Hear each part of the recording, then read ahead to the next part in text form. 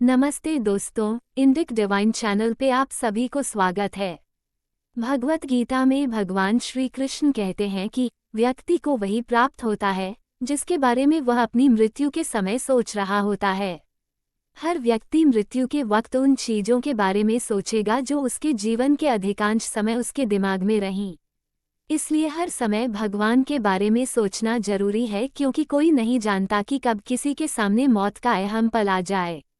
जब कोई व्यक्ति हर समय भगवान को याद करता है, तभी वह मृत्यु के क्षण में उसे याद कर सकता है। आत्मा का मोक्ष प्राप्त करना कोटि जन्मों का पुण्य कर्म और तप से ही संभव होता है।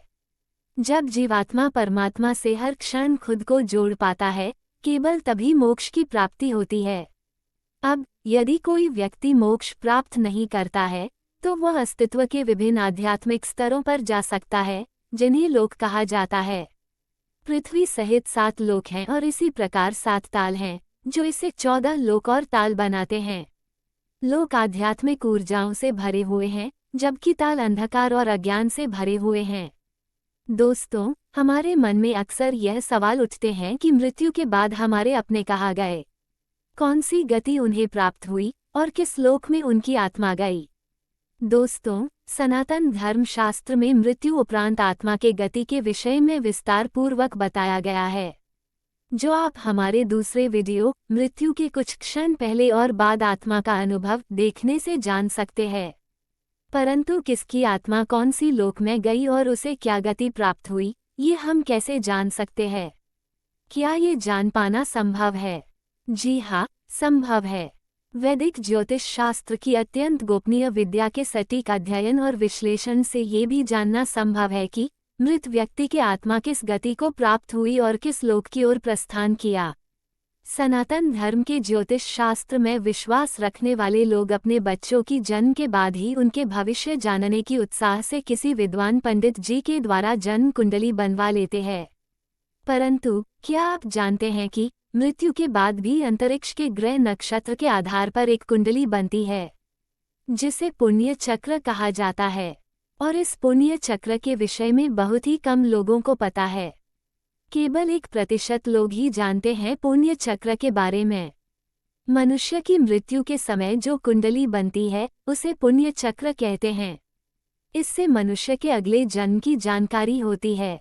मृत्यु के बाद उसका अगला जन्म कब और कहाँ होगा, इसका अनुमान लगाया जा सकता है। जातक पारिजात में मृत्युप्रांत गति के बारे में बताया गया है। जन्म कुंडली के समान, जो जन्म के बाद आत्मा के अनुभवों का विवरण दिखाती है, मृत्यु कुंडली मृत्यु के बाद आत्मा के अनुभवों का विवरण दिखाती है। यह मृत्यु के बाद आत्मा की स्थिति और ठिकाने को समझने के लिए वैदिक ज्योतिष का एक महत्वपूर्ण उपकरण है, जिसके आधार पर भटकती आत्मा को शांत करने के लिए विभिन्न श्राद्ध अनुष्ठान भी किया जाता है।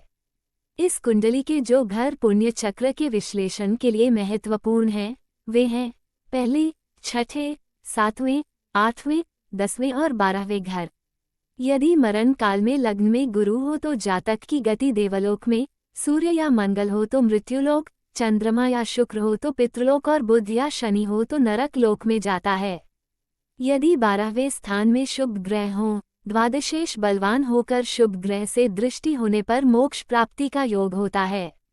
यदि 12वें भाव में शनि, राहु या केतु की युति अष्टमेश के साथ हो, तो जातक को नरक की प्राप्ति होती है। जन्म कुंडली में गुरु और केतु का संबंध द्वादश भाव से होने पर भी मोक्ष की प्राप्ति होती है। पत्रिका में गुरु, शनि और राहु की स्थिति आत्माओं का संबंध पूर्व कर्म के कर्मों से प्राप्त फल या प्रभाव बतलाती है। दोस्तों, आशा करते हैं ये ज्योतिष विद्या के अद्भुत और रहस्यमय जानकारी आपको अच्छी लगी होगी। वीडियो अगर आपको अच्छी लगी हो तो एक लाइक करके चैनल को सब्सक्राइब कर लीजिए। धन्यवाद।